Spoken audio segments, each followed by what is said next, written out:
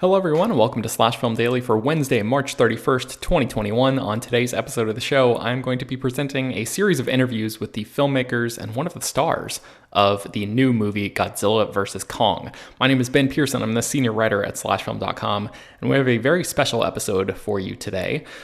First up, we managed to score an interview with Godzilla himself. Godzilla is notoriously hard to get a hold of, but we pulled some strings and made it happen. So I'm going to present that interview, and then we also spoke with Adam Wingard, who's the director of the new movie, as well as Max Borenstein, who is one of the writers. So without further ado, let's just jump right into our interview with Godzilla.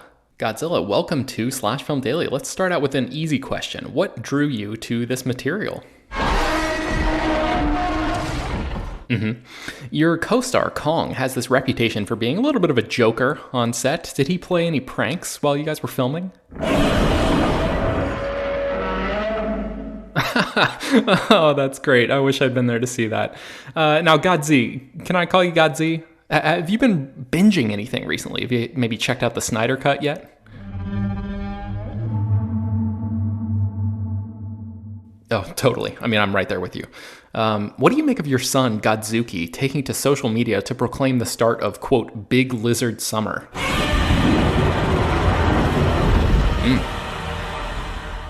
Well, yeah, I'm sorry you feel that way. I know that we're running short on time, and again, I really appreciate you taking the time out of your day to do this. Last question for you, though. What did you think about the 1998 Godzilla movie?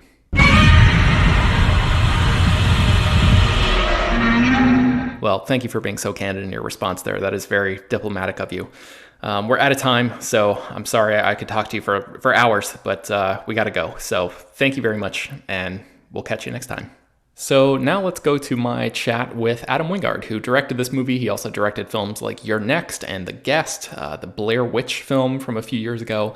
And in our conversation, we talked about the very unique way that he ended up getting the directing job on this movie, that visually distinctive Neon City fight sequence in the film, the challenges of post-production, and more. So here is my chat with Adam Wingard. Hey, Adam, how are you? I'm great. How are you? I'm awesome. Thanks for speaking with me. So I want to start at the beginning. What was your pitch like to get the job directing this movie? Well, there was never actually a formal pitch, if you can imagine that, which sounds crazy for such a gigantic movie. But I think in a lot of ways, the reason for that is because we kind of have to travel back in time to 2013 or so when Your Next was about to come out in theaters. And somehow Peter Jackson had seen an early version of Your Next. I don't know how. And he was interested in me directing a sequel to his King Kong film. And it was just going to be called Skull Island. And Simon Barrett was going to write it. Mary Parent, who, runs Legendary now and produced, this movie, was on board with that. But this movie was set up at Universal, and the King Kong rights somehow ended up at Warner Brothers. That movie went to the wayside, and so did I. And but so in a long roundabout way, I think that getting that vote of confidence from Peter Jackson is kind of stuck in Mary Parent's mind. And so I just really had a general meeting with her in 2017. I was, it's really one of those things where, as a filmmaker, you really have to take all those general meetings. And this is a big lesson to me, because I remember the day of that meeting. I was in editorial working on my last film, and I'm sitting there, and it's like 2 p.m, and my assistant comes in and is like, "Oh yeah, are you ready for that general meeting over at Legendary in an hour?" And I'm like, general meeting? I don't remember that. We were really busy, and I was like, well, maybe we should just cancel it. We got so much work to do today. And I thought, well, you know what? I should just go do it. I haven't done a general meeting in a while because I've been working so hard on this movie. And so, it's really funny because I almost didn't go, but I did. And that's how we started talking about the fact that they were thinking about Godzilla versus Kong. And I raised my hand immediately and said, I'm very interested in that. So I'm curious about that then. Since you were brought in this sort of like unconventional way without like a traditional pitch, what kind of ideas did you have, early on? Like what stage was the script in at the point when you came on board? Like how did that look? How Yeah, did I that mean, work? it's funny because I can't remember everything we talked about in that general meeting.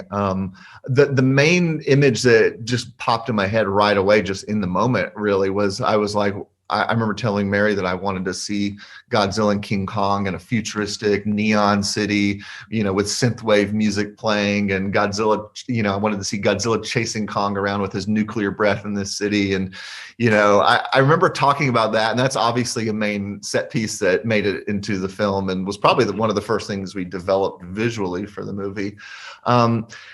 The only thing that existed of the film at that point was Terry Rossio had run a writer's room for the movie, and he had a 3 to 5 page little outline that was very informal. I think that even on his outline, he didn't call it a treatment or something. He called it the Godzilla versus Kong proposal. And so he had a lot of the main set pieces and structure already there. So it had all these great ideas. Unfortunately, it had a ending that took place in a big futuristic city, and so I thought, well, that's perfect. That's already syncing up, so that's a good sign. But things like the ship battle, the details weren't in there, but the idea of that's where one of the action scenes was going to take place, and then the other sense of the film being sort of a journey into Hollow Earth. So all those things were kind of there, and then from that point on, I started meeting with Terry, and we would note card the whole movie. We had like a legendary boardroom to ourselves, and we just had these cork boards, and we filled them up with every scene, and we just got into more and more detail about how I wanted to approach them as a director, and we came up with all these nuances, and then he went off to write the script. So it was really nice to be kind of there, working from the ground up on this thing. Yeah. You mentioned that, that final neon city, that giant set piece. That's like one of my favorite moments of the movie. It's so visually distinctive. And I mean, I think that's one of the big complaints a lot of us have about modern blockbusters is that, they have that sort of dull look, like, where is the fun? What is going on? And like, I love that, it doesn't really make sense that every single skyscraper in Hong Kong is outfitted with a different colored neon, but it looks so freaking cool. And it's awesome. So talk a little bit about your use of color here and what you're able to do with that in this movie. Yeah, no, I mean, it's like, I think that we're going to be moving into a new phase of blockbusters. And I think we have been over the last few years. I mean, you can even look at like, maybe what really kicked it off was Avatar, but it took a while for everybody to catch up to it. But, you look at like James Wan's Aquaman. I mean, that movie is the most psychedelic thing, I've seen in theaters in a while. And, it's like, I think we've gotten past the point where special effects movies need to be just so geared towards making you believe that the reality, is real. It's like, okay, we believe that Godzilla is real because Gareth Edwards really brilliantly was able to give us the palate cleanser from the '98 Godzilla film with his movie. And he really put it in reality that we can believe. But it's not one of those things that you want to just see over and over again. It's like, once you believe that Godzilla is real, where do you go from them? And it's kind of, and the MonsterVerse films have kind of followed this natural trajectory that the original Godzilla Showa era films did, which is, the very first Godzilla movie for its time was very grounded and real and depressing and tragic. And very much a disaster movie. And then they slowly got more psychedelic and trippy and cartoony and colorful as time went on. And so I'm kind of like, the Destroy All Monsters era of, I think that those type of films, if I had to like pick one, a film that's very colorful. And even the way we approached the special effects was always, we had a lot of discussions early on that I knew I wanted the fight scenes to be really high octane and very fast. I wanted it to be kind of unpredictable, as though you're just watching a street fight in an alleyway. The problem with that, though, is that normally when you're trying to show off scale of creatures that are, 300 foot plus, the way to do that is to kind of artificially slow them down and give them a slow motion look, and you get more of the size and the weight of them. And so we did a lot of tests, and what we realized is that if we scaled down, or if we slowed down all the debris and the smoke and the broken glass falling from the sky, kept those at that same type of slow motion pace that you're seeing at. That gives you a feeling of the scale, but we kept the monsters for the most part moving very quickly. And what I like about it is it gives almost a modern day stop motion feel. It's like, it doesn't look 100% real, but it looks really interesting in the same way that, for instance, the original King Kong, those effects hold up nowadays, not because they look hyper realistic or anything. They just look beautiful and interesting, and and they get the idea across. Yeah. Was there anything that surprised you when it came to the post-production process for this movie? Like any plot lines that you discovered that you didn't actually need despite shooting scenes for them or anything like that? Well, I mean, it's interesting because you always hear these stories of these Hollywood blockbuster movies that start without a finished script, and they have like 15, 20 writers and stuff. And you always think, well, why is that? Because it's always for films like Transformers or something where you're like, well, how complicated could that be? And it's only when you're doing these things that you start understanding the processes of that. And, in our film in general, because we were working on this sort of accelerated MonsterVerse timeline, we had King of Monsters already going, and they already knew when we already had a release date, kind of planned before we even started shooting. So we're kind of backing into this release date. And there's just certain elements in the script that, you don't get 100% right when you're shooting. And it, that they're not done, that there's something missing here. So, like I remember when I got into post-production, the areas that we knew weren't totally fleshed out, didn't feel fleshed out. And so that was the biggest challenge, was figuring that out. And then on top of that, we had to be very surgical. So we only had 5 days of pickups on this film, which is the least amount that, especially any of the MonsterVerse films have ever done, because usually they do about 14 days or whatever, And so we had 5, and we had to figure out how to change a couple of these plot points, because once we had the full picture in front of us, we could say, you know what? The vast majority of this works, but we need to figure out how to get a more efficient setup for the film. And so we figured out a kind of a really smart plan, and jumped in and did it. But I wouldn't say it was a surprise, because we kind of knew what did and didn't work all the way along, and we just didn't have a script that just totally nailed it yet. But once we got in post, it was pretty clear how to approach that from there. Was the 5-day thing because of COVID or because of the budget, or why were you limited on the number of pickup days?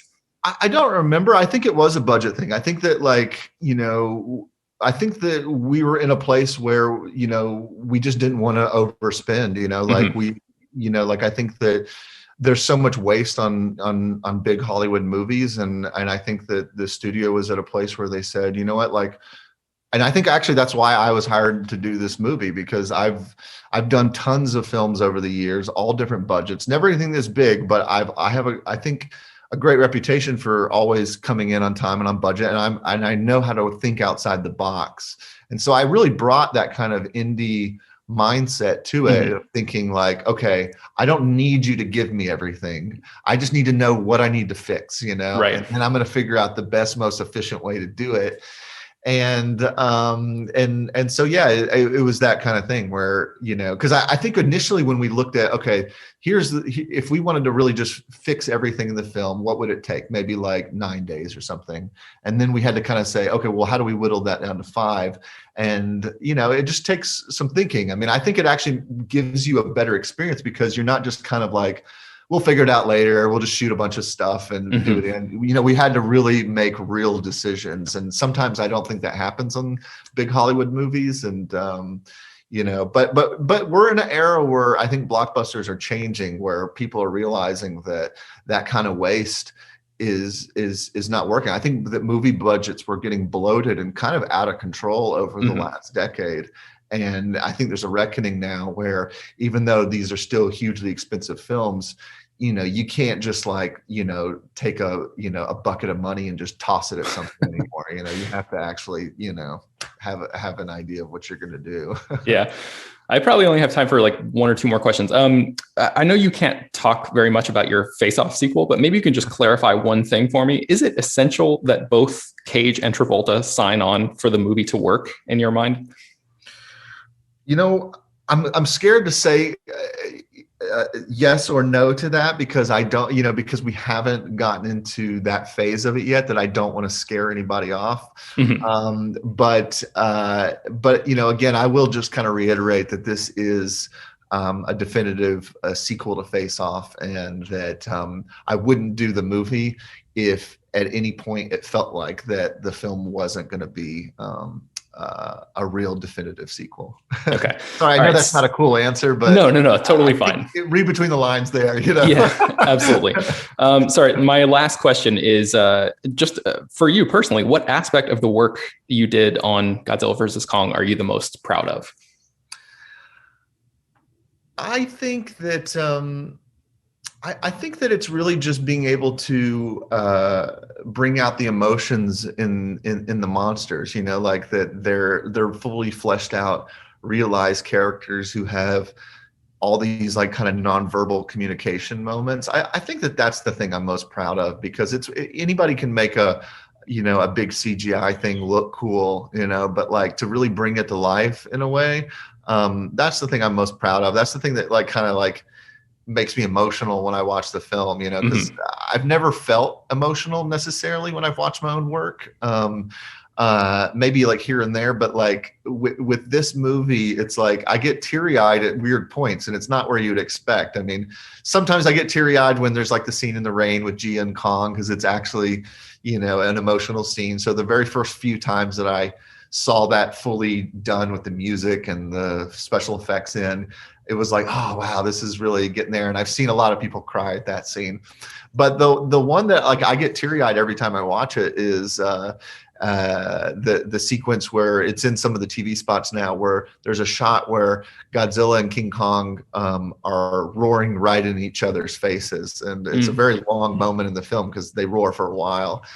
And every time I watch it, I'm just like, this is what it's all about. All the work, the 3 years that I put into this thing, all the heartache and, and all the worry, it's all worth it for this one moment right here, because this is what everybody's paying to see. And it's so cool. Gotcha. Well, thanks very much. I appreciate your time. Thank you. And congratulations on the movie. Thank you. I appreciate that. And finally, I would like to present my interview with Max Borenstein, who is the only writer to work on every single one of Legendary's MonsterVerse movies. We spoke about his involvement with the franchise on each movie and how that's sort of changed a little bit on a film-to-film basis, how exactly he goes about writing big monster fight sequences, how Legendary is different from Marvel Studios, and incorporating human drama in a movie where, let's face it, a lot of people probably just want to see giant monsters smashing stuff. Here is Max Borenstein. I'd like to ask you a process question to actually kick things off here. How do you write monster fights in your screenplays? What is that process like for you? Well, I mean, yeah, it's just like you'd write a dialogue scene, honestly. I think, in this case, part of the process is devising with the director and with the concept artists and with the whole creative team what the basic shape or venue of the fight would be. So the idea of a fight between Godzilla and Kong on the water, for example, on a fleet of ships. So that idea might exist or come into being. And then in terms of the ins and outs and the moment to moment, it's okay, well, who are our human characters? How are they going to be in jeopardy? And how do we go beat by beat out of the frying pan into the fire for them and for Godzilla and Kong?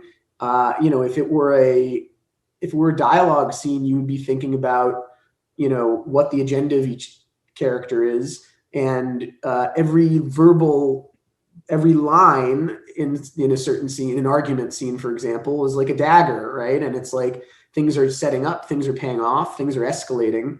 And it's very much the same way. I mean, it's not, they fight on the water, fill in the blanks. Right. It's like suddenly there's a sound from the distance, like, there's you hear a siren, heads turn, you see in the distance, it's really you're collaboratively with everyone, you're deciding what that is, and then you're trying to dramatize moment to moment. And then there's a feedback loop. But really, as a writer, that's what you're doing. You're generating, all of it. Like the ship's going to invert, and then everyone's, and they trapped themselves in, but now the water is coming up, and so he has to swim to the ceiling in order to pull the switch to, whatever, or they're going to drop the depth charges, and that's going to hopefully help Kong. And if Kong gets helped, then he can help them. And all of those beats are devised, written, and then ultimately executed. And that's, to be honest, that's the majority of the writing on a movie like this, is figuring out what those sequences are like and how you're connecting and leapfrogging between them in the most elegant or efficient way, and trying to retain some semblance of logic between it, but ultimately you're really trying to serve the spectacle and the emotion attached to that. Okay. So I spoke with Adam Wingard, and he told me a little bit about how Terry Rossio had formed a writer's room, and that Adam and Terry ended up breaking a lot of this movie's story on note cards early on in the process. I'm just curious about, at what point did you enter the mix here? Mm-hmm. Yeah. So I've been involved in this franchise from the beginning, and like in each one in a different way. So with Godzilla, I kind of came in at that phase with Gareth Edwards, and we kind of just rebuilt it from the ground up. And then I was sort of on that movie more or less throughout production and post. On Kong Skull Island, that started while Godzilla was in post, so I wrote the first couple drafts. And then when Jordan came in, I went off and did a television show, and then I came back before they went into production and sort of took some of the work that they had done in the interim and a lot of the work I had done, and kind of reassembled it and was on that movie through production and then in post as well. And then Godzilla 2, I wrote the first draft and then left, and was kind of in the mix and in the family, like staying abreast of what was going on, but it took off in a very different direction, keeping some of the story elements.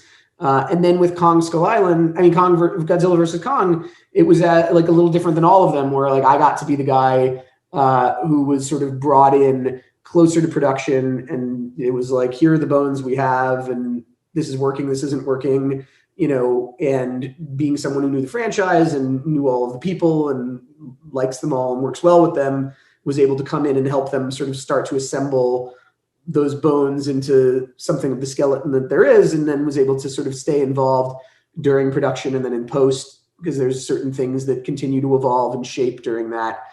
So those guys kind of really devised what was the basic kind of backbone of the story, and I was able to come in a kind of script doctory way to kind of help massage and make that stuff work on this one. Adam was telling me a little bit about the post process, and that you guys only had 5 days of pickups, like reshoots on this movie, and how you guys really had to be surgical in terms of narrowing down, making a lot of decisions in terms of picking exactly the moments that you needed to form that connective tissue. Were you a part of that process? You sort of alluded to the post there too. Yeah, Were you involved with that? Yeah, I was involved. I was involved in sort of like helping kind of watch cuts and decide sort of, or at least give my 2 cents in terms of like what might be helpful. And there's a great creative team there that's at Legendary that has sort of, that I've worked with over the course of all these films, that are very like hands-on, and they give each filmmaker a lot of latitude, a lot more than other franchises, which I think is one of the cool distinctive things about the Monsterverse has been that Marvel is like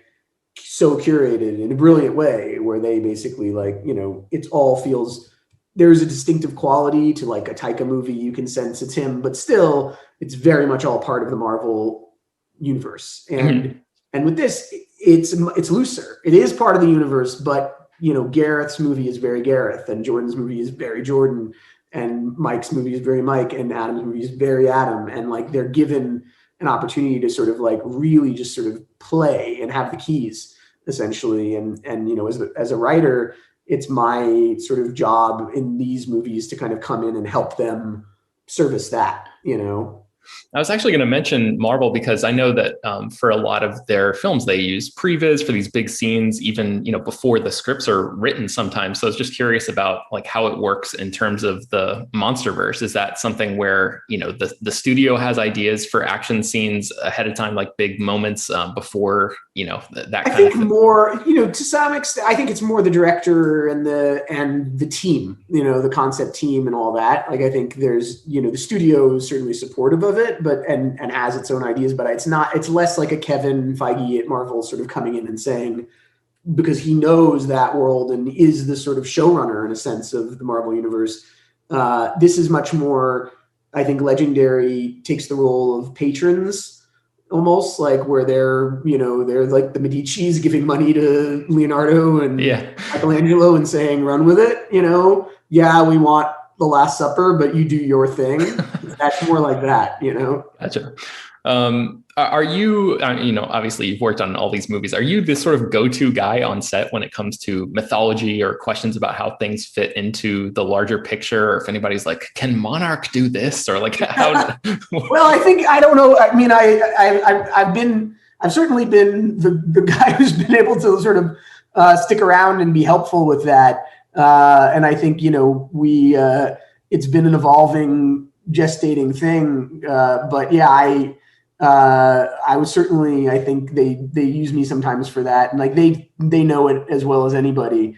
The guys at Legendary, they're very hands-on and very involved in stewarding that kind of stuff. But yeah, I've considered myself really fortunate to have been able to stay with the franchise in different ways over the course of it. It's kind of charted, it's tracked with like a whole section of my own career, kind of going from like the young writer who was like, wrote the first draft of that, not the first draft, actually, there had been drafts, but like the first new draft with the new director coming in and was like desperate to stay involved. And at one point I got replaced by a much more senior writer, but then I came back and it was like, and so that was, the Godzilla was like a different thing in that way. And then now I got to be the guy who got brought in to sort of like, help be a stable hand toward the end, which was like, it was fun. It was like being a senior in high school instead of a freshman, That's but great. It's been, but I've kind of matured and grown with this franchise in a lot of ways. And it's been, it's kind of a part of my life in a great way. I am a big Game of Thrones fan. Can you tell me about the Game of Thrones show that you were developing? What would that have been about? I don't know if I'm allowed. I wish I could. I don't want to step on anyone's toes and say too much about it. But it's something that hopefully, maybe one day it'll see the light of day. I'm doing another show for HBO right now, and I love those guys, and I trust all the great things they're going to do with that franchise, and so we'll see. But yeah, it's something that I'm certainly really passionate about it, and I could, but I shouldn't talk about it. Yeah, fair enough. What is the latest on your Space Mountain movie? Are there any updates on that front? I remember us writing about that a little while back. Oh yeah, that's a great question. I think that was sort of a hopeful thing, and then it was years ago, and it was before Disney bought Star Wars, and I think at the time anyway, it was that was like, okay, well they seem to have like a space movie and a space franchise right now, so maybe. But actually, there is, I've heard sort of rumblings that they may be kind of thinking about doing something in that space. So I don't know. Now with Disney Plus, it seems like there's more room. Like they must, right? It's one of my favorite rides. It always has been. So we'll see. All right, I think I probably have time for like one more question for you. So, what is the challenge of incorporating human drama in a story like Godzilla versus Kong, in which like arguably a significant number of people are only there to see giant monsters smash things? Yeah, I think, it's funny. I've kind of discovered it recently that, I think, like I said, I kind of matured and grew along with this franchise and learned a thing or two. And I think, one of the challenges is scale. In a superhero movie, your superheroes are also human beings who have families and problems and things, and that's why you can connect. Whereas here, your monsters are not human. And not only are they not human, but they're so big and out of our scale that they don't really interact with human beings in a plausible way very much at all. Like they crush the things we're in, but they're much more like a natural disaster. They're so much bigger than us. And so we invent ways of having people have agency, but some of those converge on cheesy. It's like, oh, by controlling a monster that can fight them, right? It can work, but it tends to detract or at least compete with the creatures themselves. And so what I've learned, I think, over the course of this, and it's been a learning curve, is that I think the best human characters in these movies are supporting characters. Like if you treat them like supporting characters, like if you imagine Mission Impossible, Ethan Hunt is your star. There should be no human being in a Godzilla or a Kong movie who tries to compete with an Ethan Hunt. That's Kong or Godzilla, right? That's their role. They are the star of the movie. That said, if you look at Kong Skull Island, like one of my favorite characters in the franchise is the character John C. Reilly played. And the reason why he's great is because he's not the star of the movie. He's a character role, right? Yep. He's a supporting role. And he plays, there's humor, there's emotion, there's pathos. He's not trying to compete plot-wise with Kong. But what he's doing is he's an investment for us. He's not trying to be the leading man. He's being a supporting character, and it's lovable, right? And I think we've done that in Godzilla versus Kong as well. There's a number of characters, even the ones who seem like Alex Skarsgård, who seems like a supporting, like a leading man. Right. He isn't really. He's quirky and he has his own agenda, but he's really kind of a supporting character. And I think by leaning into that in this film and leaning into the idea that Godzilla and Kong are the stars of the movie, it allows for the human beings to not feel like they're annoying detractions or distractions from those stars. Instead, they get to, they become fun supporting characters. Gotcha. All right. Well, I don't want to take up any more of your time, but thank you for speaking with me and congrats on the movie. And I also saw your movie Worth at Sundance last year and enjoyed that. And I can't wait for people to see that on Netflix too. There's some great performances, great work in that one too. So thanks, Ben. Yeah, that's exciting. Yeah, we've amazingly partnered with Barack and Michelle Obama, who are presenting it. And so that's super exciting. Yeah, great stuff. All right. Well, congrats, Max. Take care. Pleasure to meet you. You too. All right, that's going to bring us to the end of today's episode of Slash Film Daily. You can find more about all of these stories that we mentioned on today's show at slashfilm.com and linked inside the show notes of this episode. Slash Film Daily is published every weekday, bringing you the most exciting news from the world of movies and TV, as well as deeper dives into the great features you can find on the site. You can subscribe to the show on Apple, Google, Overcast, Spotify, all of the popular podcast apps, and send your feedback, questions, comments, concerns, and mailbag topics to us at peter@slashfilm.com. Make sure to leave your name and general geographic location in case we mention your email on the air. Don't forget to rate and review this show on Apple Podcasts. We would really appreciate that. Tell your friends to spread the word. Thank you all for listening, and we will talk to you tomorrow.